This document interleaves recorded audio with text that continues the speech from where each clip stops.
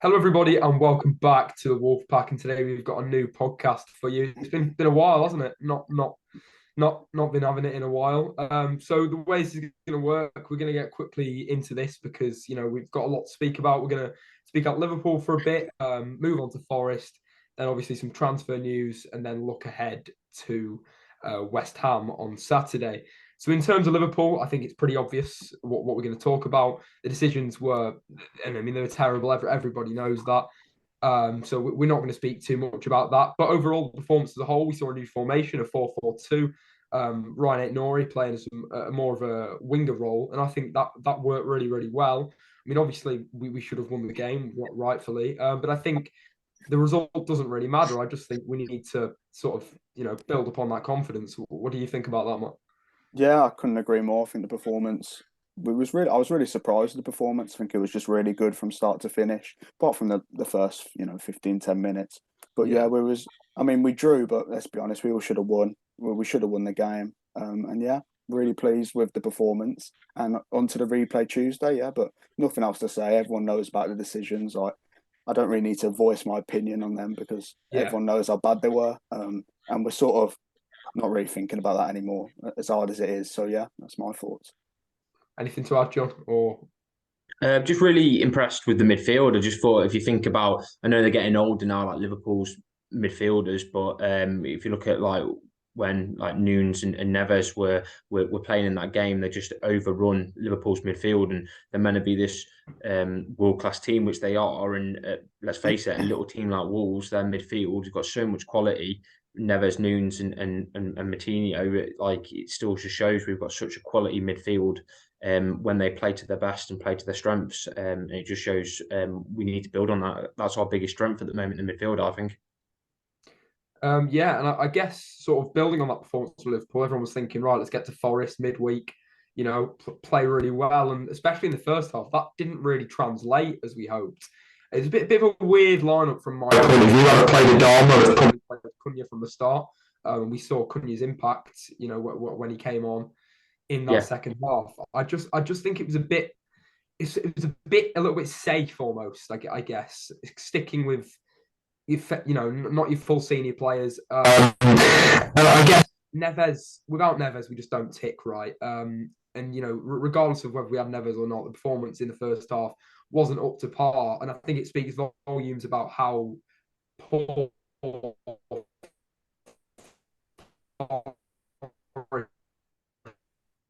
start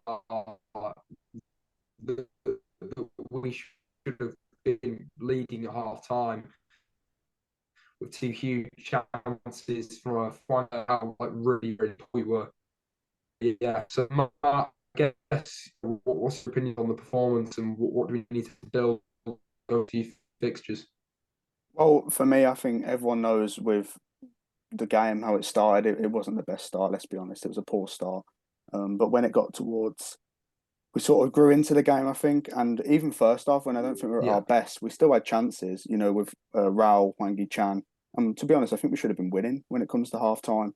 It was obvious that someone like Willy Bolly would score. I'm glad that he didn't celebrate, but my opinion is at the end of the day, he forced himself out of the club. So my respect isn't really that high for him.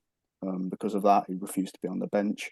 Um, and then obviously changes. I think, as everyone knows, Lopetegui's changes were positive, and I think they were the correct changes. But when it got to the second half, I think we grew into the game. We were definitely the better side the whole second half. Should have really won the match, to be honest. And then from there, I think obviously we've had a clear penalty that's not been given, where Nunes has had his foot stamped, and then his boot has come off, and it's just like flipping out like that. I don't know how the ref hasn't seen it. He's got a perfect view, so that's really frustrating. And yeah, obviously penalty shootout. Gibbs White, been at the club for so long, was a bit disrespectful at times when he was at the club, um, which the Wolves fans didn't like. And then was given his chance this season, wasn't particularly the best. We sold him on for a really good fee in 35 million or whatever it was.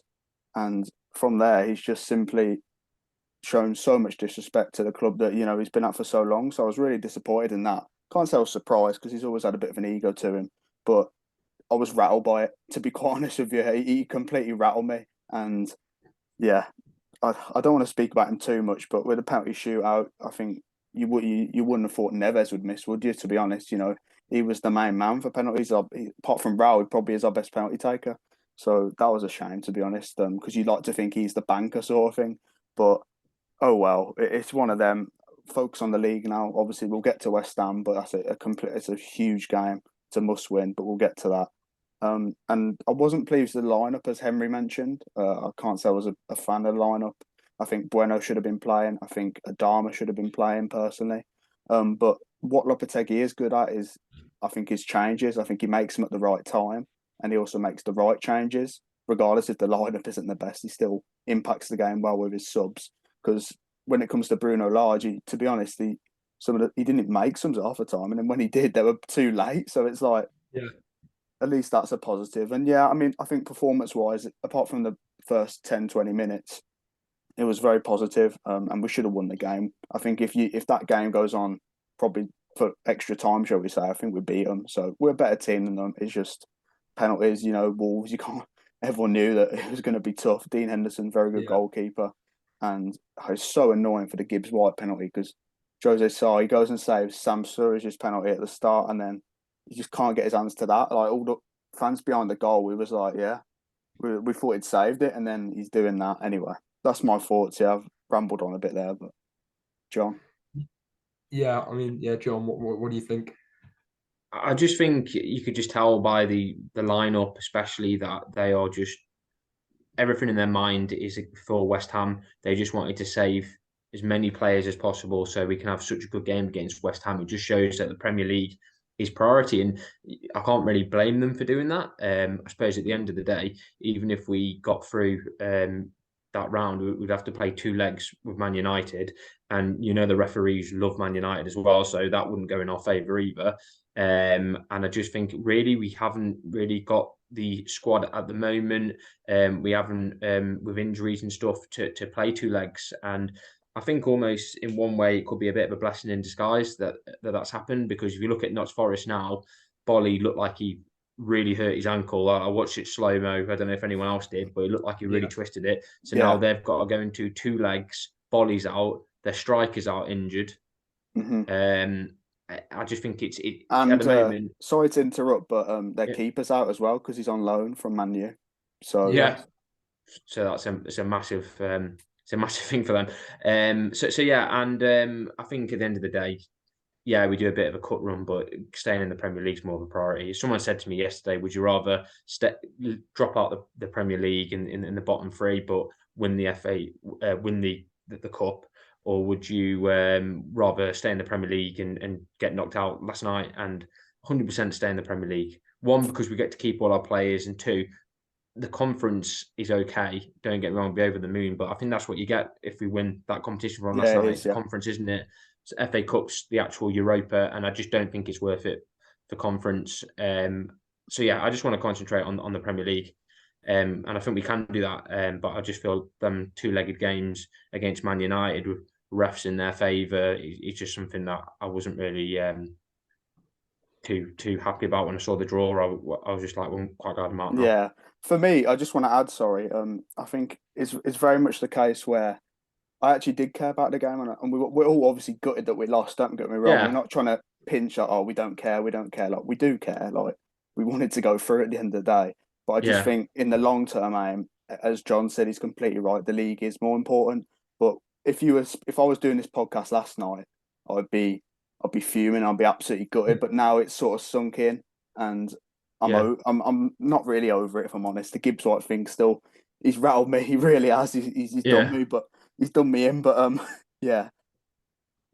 That's. I just want, like, we do care, but like, I agree. The long term aim is to stay in the Premier League, and now we've got no choice but to focus on that. I think if the draw was against like Southampton or even Newcastle, but when I hate playing Man United, 1, because the refs love them, 2, they're just jammy. I just hate playing Man United, and to play them twice, I just hate it. Yeah, I don't like the club and I don't like the fans. So I completely agree. I mean, at the end of the day, look at the last 2 cup ties. I mean, you can dwell on it and say, we've been shafted by 2 shocking refereeing decisions, and at the end of the day, I mean, there's no hiding from it. We absolutely have. Yeah, But looking at the long term, Forest are going to be, they're not, as John said, they've not got they've got a lot of injuries. They're going to have a lot of things on their mind. They've got to play 2 Carabao Cup legs. Did they get knocked out of the FA Cup? They're still in that. I've no idea. Probably No, they knocked got out. knocked out. They lost 4-1, didn't they? Oh yeah, Yeah, they did. Blackpool. Blackpool. Yeah, Well, yeah, I mean, they've still got that cup competition to think about. They've got a lot of players injured. They're gonna have a lot more things on their mind than us. At the end of the day, we're a better team, and I think having one focus and one goal for the rest of the season is going to be a lot more beneficial to us. And I think just building the squad, the more days that you have on the training pitch preparing for matches, as opposed to playing matches, resting and recovery, the better we get. And it was unfortunate to see a bit of a regression in the performance from against in the first Liverpool. half. Yeah, But I still think we'll have a bit of a confidence buzz from Liverpool and build on that. And I really, really hope we go and beat West Ham on Saturday, and we will get to that. But now I guess we've looked at Forest, and I think it's probably time to move on to a bit of transfer news, because we have quite a lot in the past few days. So I'm just going to share my screen here. Matt it's not working, the screen share. so I'll let you do it right now. All right. I should be able to do it now. Yeah, I can do it now. I don't know why it went off, but oh well. Yeah. Right, so we've got a few things here, and I think the number one to go through initially is that Wolves have activated the permanent deal clause for Matheus Cunha, 50 million. We all knew that was going to happen. We all knew it was a done deal, but that is, confirmed. 3 appearances or something it was. So yeah, I mean, I guess for me, Cunha's been absolutely excellent. 2 assists in less than 90 minutes. He's been really, really good when he's came on for me. And I think if he should start at West Ham, I think he's embedded himself in the team. It's clear to see that he's got good relations with the players. They all went over to him, won the Raul goal. All the credit was to him. And he hasn't put much wrong, to be honest. I mean, he really did well at Liverpool. Arguably should have won a penalty. That didn't even get looked at under the refereeing decision we didn't mention. That was more 50-50, but again, it's definitely argued. Yeah, definitely a case for it. So yeah, what are your first impressions of Cunha initially? Then, what do you think what do you think he's brought to this team initially, Matt? Yeah, for me, I think I like his movement. I just don't think our strikers really move enough, make much movement, like in general. And I think, for example, the movement for assisting Hwang Hee-chan's goal against Liverpool, like the way, like it's just he's got something about him. Let's be honest. And I think it was always inevitable, really, that the clauses that were in his contract were very minimal, and I think it's 3 games it's took for it to be sort of made permanent. And yeah, I've been really impressed with him. I think overall, I don't think we've discussed it much when we went over Forest, but his part for the Raul goal and the Raul goal in general was a lovely move, wasn't it? And yeah, I just think really, really nice. I just think I've really taken to him, to be honest. We haven't as well when he scores that pen, doing that to the fans, and then pumping his chest, put the badge, it's just he's really passionate, and I've really taken to him. And if he keeps performing if he gets it at the end of the day, he knows that we just want to see people care, we want to see players care and show that passion. And when they do stuff like that, fans will love it, and it's really good to see, because he's only been here how long's he been here? Like, he got here. Well, officially 12 days since January. Exactly. The 1st. I think it was the 22nd December, wasn't it, when he first Something arrived like in the that, UK? yeah. So at the end of the day, he's not even been here a month, and he's showing so much passion and love to the team. That's all you can ask for, and hopefully he can just keep it up and keep producing goal contributions. And as Henry said, he has to start against West Ham. Yeah, I mean, a quick word from me just before we move to John. I think I don't like slagging off players on going for players, but I think the stark contrast between someone like him when he arrived and someone like Guedes when he arrived is really, really shown. The fans, we all know he's a good player, Guedes. I mean, although you might not have seen it, you've seen glimpses. He's obviously good. We've seen what he's done in the past. At Valencia, definitely. The fans, and me included, you never really took to him initially. He just didn't give off that same vibe that Cunha did. Cunha looked like he wanted to be here. Guedes doesn't, and he didn't, and completely doesn't. And I mean, it's not hard to please the fans, even if you're not the best player. it's really not hard to get the fans behind you. Look at John Daddy Budvarson. I mean, probably helped that he had the clap, but he worked his socks off every game, and he weren't the best footballer because he's at Bolton. With respect to Bolton, he's playing for Bolton, but he was running the whole time. Like his engine was unreal. Like, okay, he scored what? He scored against Rotherham and Blues. Like, that's about it. But everyone loved him because of it. And all you got to do when you show that passion is just score like a few goals and that, and the fans will love you as it is. Let alone doing what Cunha's doing and producing contributions in his first few games. He just needs to keep that up, and it's good to see.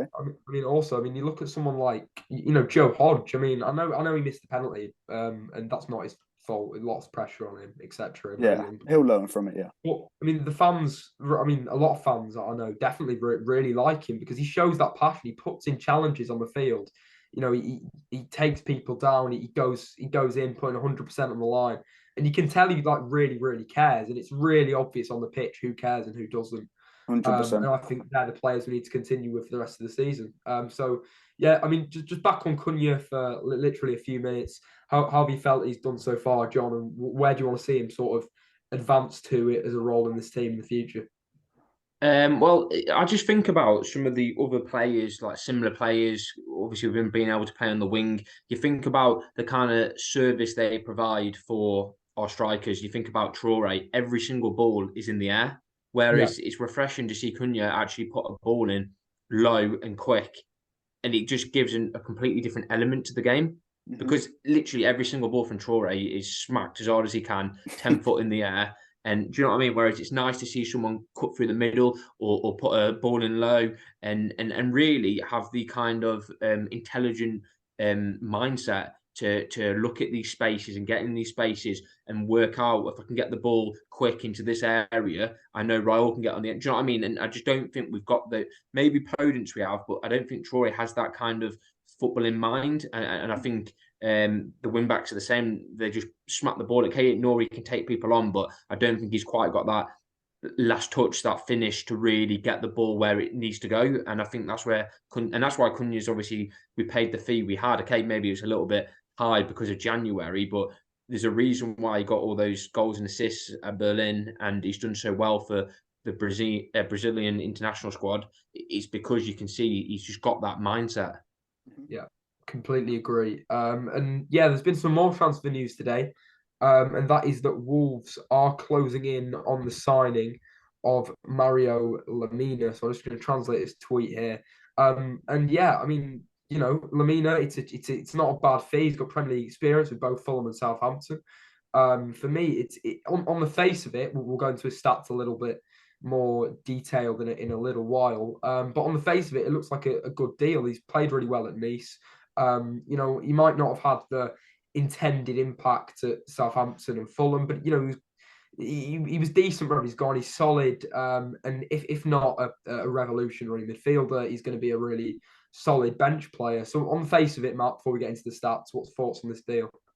Yeah, I'm really pleased with it. I think it's 9 million, is it? I think that's a good fee. Yeah. As everyone knows, as you just said, Henry, Premier League experience. I really liked him at Fulham. He might not have been consistent, but I think he was playing alongside Anguissa, maybe. I could be completely wrong.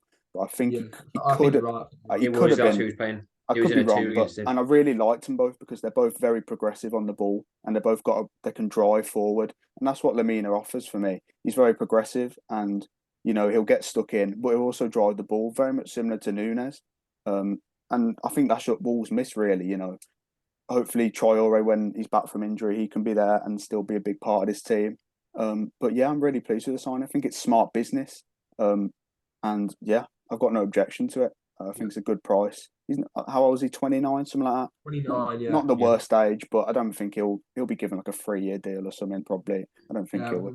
Rumor has it 4.5, but 4.5. Yeah, they always inflate it a little bit more just in case. Yeah.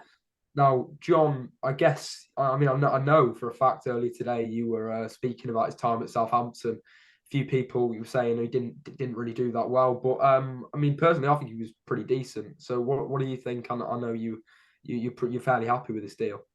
Yeah, I'm happy with it. So 10 million euros, so 8.8 million pounds. So it's not a massive fee.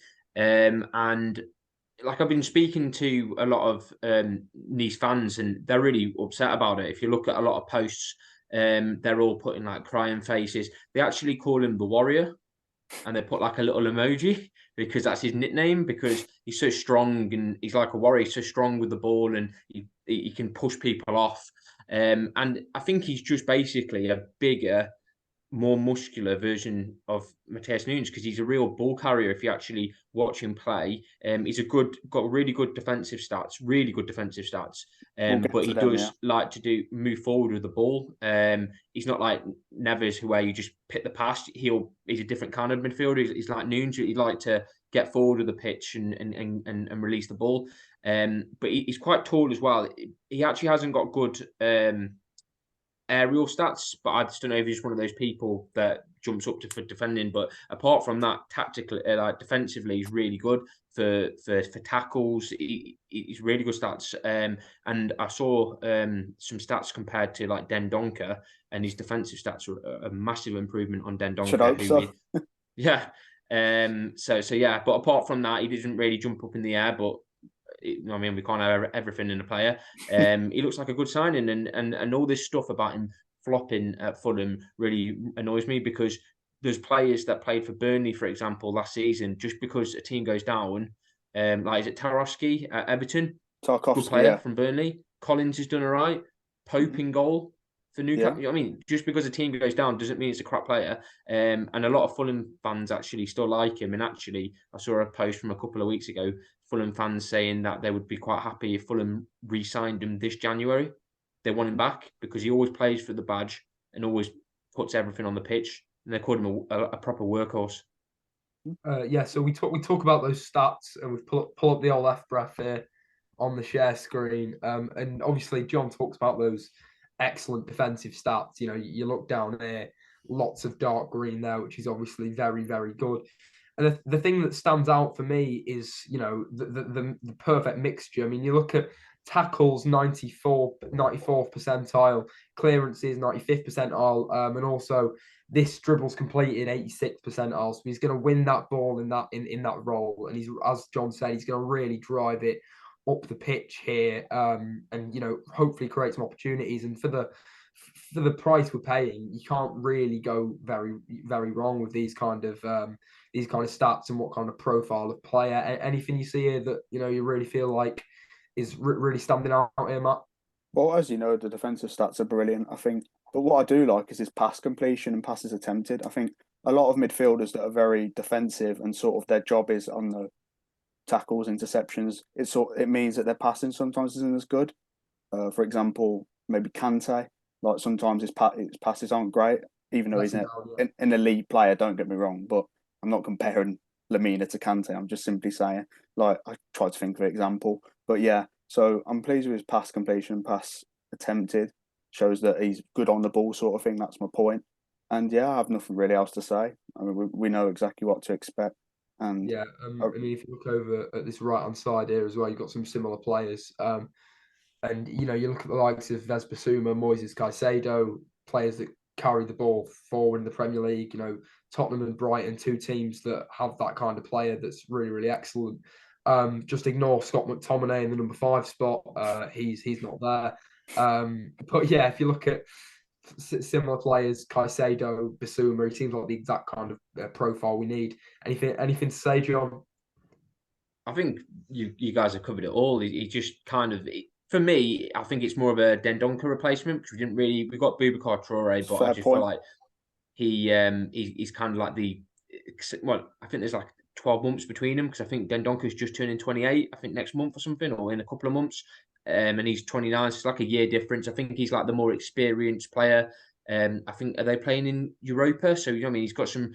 It's not just playing in the league. He's playing against other teams outside of the French league. He's playing in Europa, and you're looking at his stats. I think he's been averaging 7.2 a game for Nice, so it's really good stats, and he's definitely improved. I saw Sky Sports tweeting one of the journalists, and he was saying that he's noticeably improved under when he's been at Nice, through the training, through everything that he's been taught there. He's just got better and better, and you can see that from his stats. If you look at the stats from last season at Nice and this season, Yeah, I And agree. even if you go back to Fulham, they're just gradually getting better and better. More There's a tackles, player more there. interceptions. So he's obviously, like if you look at peaks of these kind of defensive midfielders, some of them do kind of peak around 27, 28, 29. So it kind of makes sense. Yeah, totally agree. And yeah, so Lamina, I mean, that's pretty much a wrap on him. Really good signing overall, the consensus, and we'll see how he gets on. And obviously, just last little thing, as John suggested down here, the aerials right at the bottom, they aren't brilliant. Maybe not No, it's someone fine.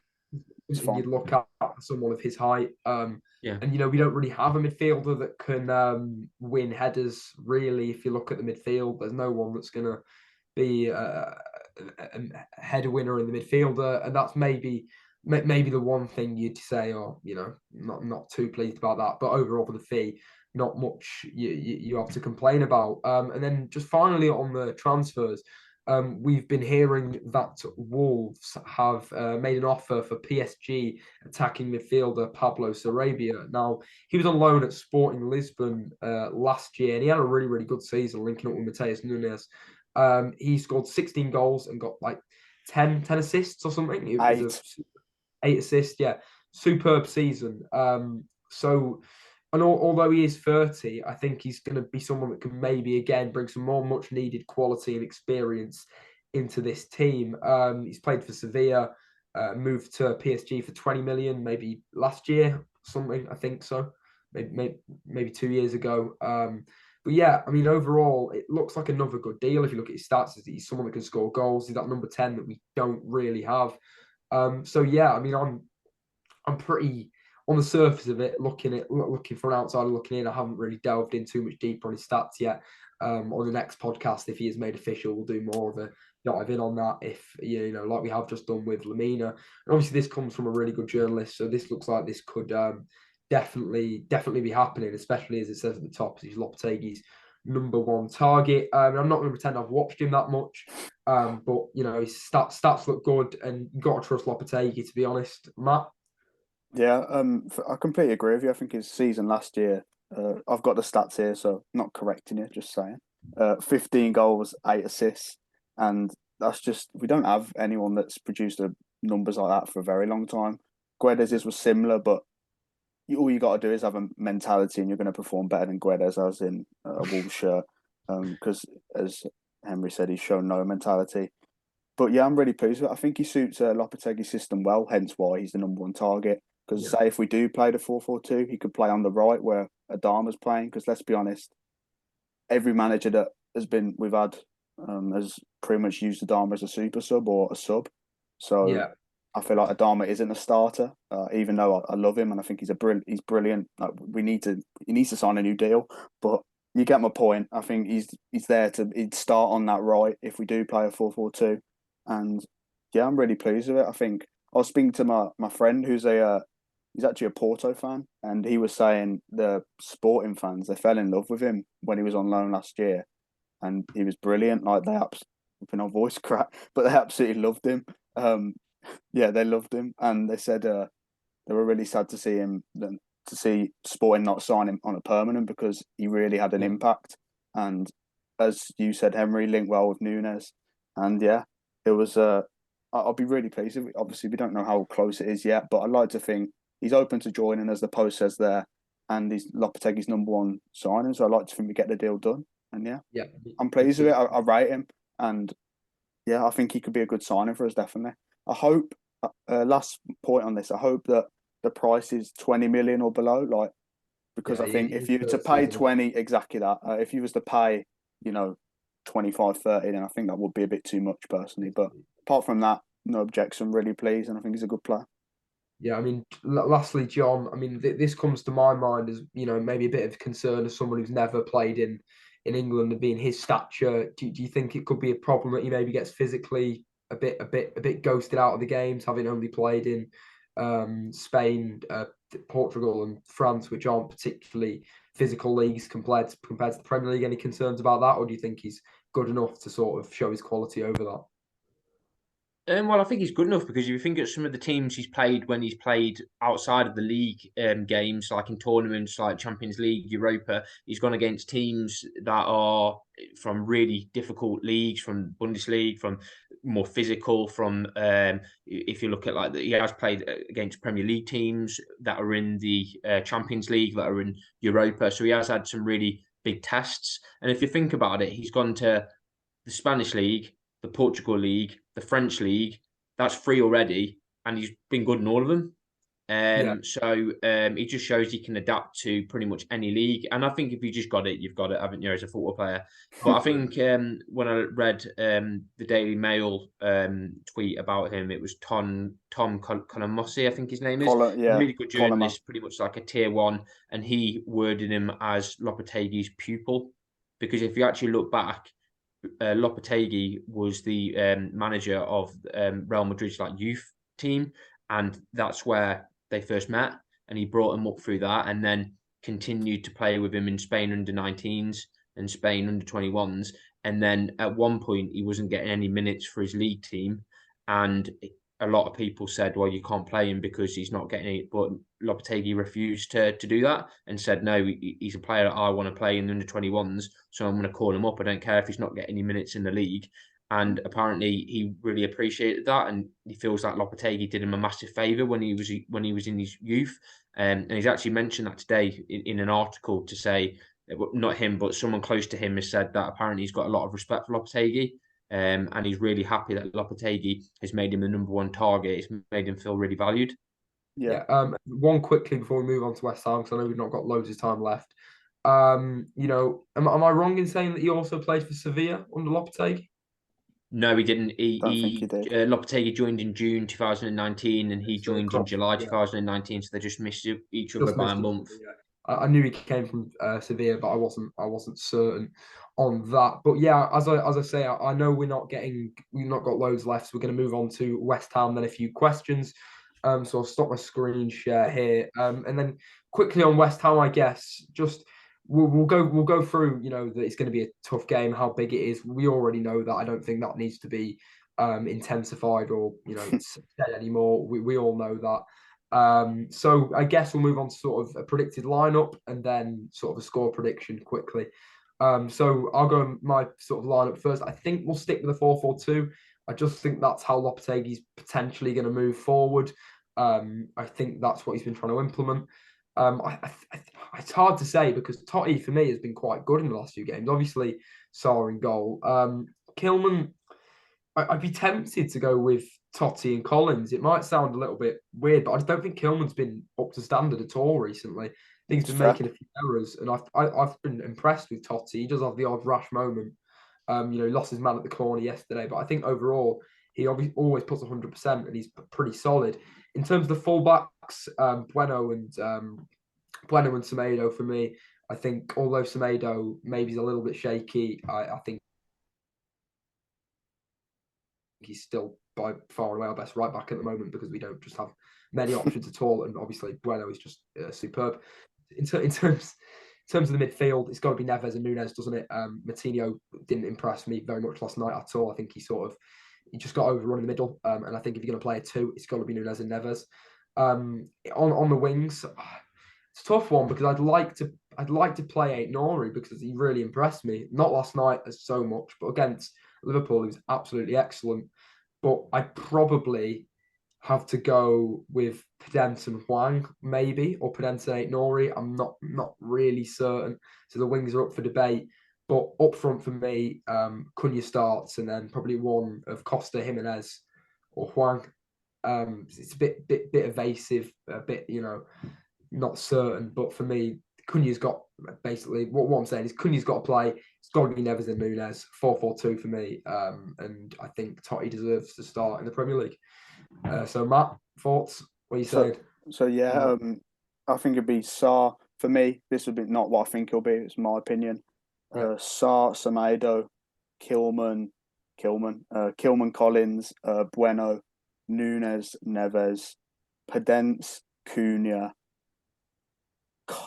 I ain't bothered, honestly. Costa, Raul, but it's a mid-off. I ain't bothered. Yeah, exactly. And then got to the top, and I was like, and then Yeah, and then Adama on the right for me. So yeah, that's and I'm gonna say my score prediction, which is 1-0 Wolves.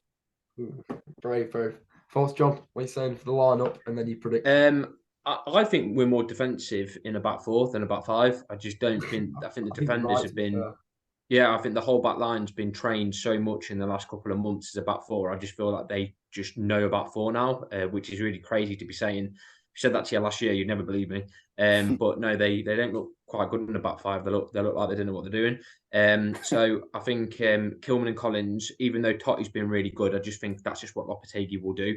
I think he likes that partnership. I think we'll see Semedo as right back, and we'll see Bueno on the left. I think we'll be having Ponce on the right as a winger. I think we'll see Neves and Nunes in midfield, and I think we'll see Hwang on the left. I don't personally think we should start Hwang on the left, but I just think Lopetegui likes him. I think, to be fair, he's a workhorse. He don't stop running. He helps in defence. He just runs around like a crazy man.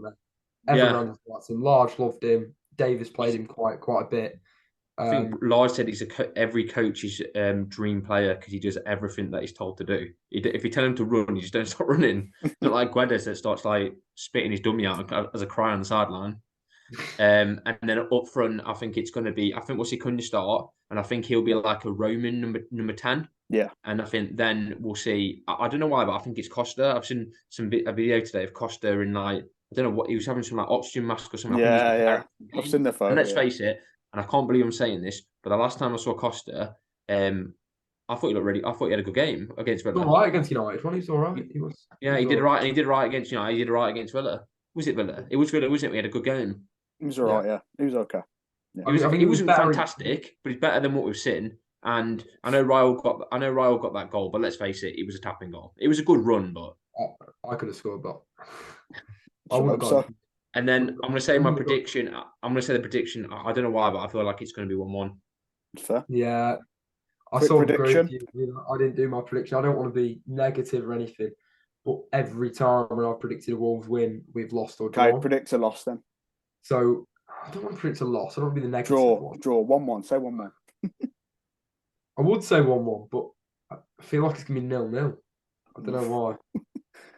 Wouldn't shock me. I'm going to go for a draw. I'm not going to specify what draw. And I'll let you move on to the questions at the end, Matt. We've got like 2 minutes to do this. So yeah, I'm just going to fly through them as I usually do. Right. Give my opinion and basically not let you both speak. But yeah, Cunha deal, I've mentioned that. Shall we... flipping out, some of these questions are shaky. Should Raul stay or leave? Not really on topic, but he should leave. Leave for me, definitely. What do you think of Lamina? We've covered. Where do you think we'll finish in the table? I think 14th.